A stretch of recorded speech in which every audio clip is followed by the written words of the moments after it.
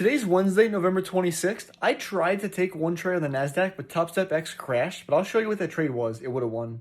So coming into the session, I did say I had a bullish bias. So starting on the daily, we swept at this low, had a very clear reaction off of it. And then once we dropped down to the 4-hour time frame, you can see this 4-hour fair value gap is the highest time frame gap in this leg pretty much, and it got inverted. So at that point, the next draw should be these internal highs up here, especially this most recent one.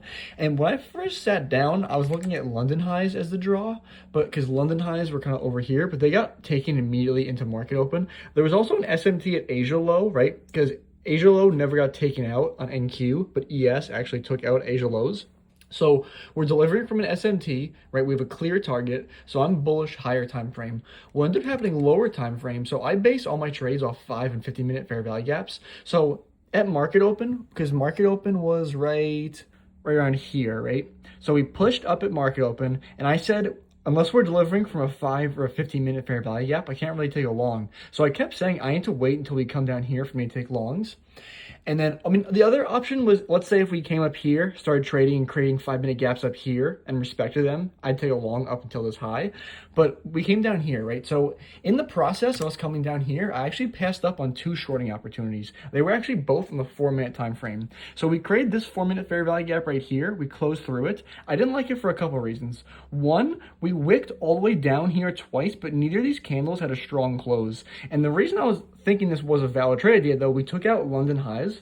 And then there's this unfilled 15-minute gap, which in theory should get rebalanced, even if we're going to continue bullish. And there's also these stacked lows, which is like low resistance liquidity. So that actually got stopped out. There was another opportunity, almost exactly the same, where we created another 4-minute gap, which is the highest time frame gap separating us from this unfilled 15-minute gap down here. We inverted that immediately with a lot stronger close. That came down to rebalance the unfilled 15. I passed up on that trade yet again because it was against my higher time frame bias. From there, I started looking for long opportunities once we tapped into these unfilled 15-minute gaps down here. So I noticed we actually ended up opening up an unfilled 5-minute gap right here. So once this unfilled 5-minute gap got opened up, I saw the highest time frame gap separating us from this unfilled 5-minute gap was like, the highest time frame gap was this 1-minute gap right here, right? So once this 1-minute gap got inverted, we've inverted the highest time frame gap, separating us from this unfilled 15-minute gap after we've rebalanced into these higher time frame unfilled 15-minute gaps. So even if we're going to continue bearish, we in theory at least should rebalance this 5-minute before continuing lower. So I took a long here. I just put my stop down at this low right here. I was going for a 1-to-1 risk to reward.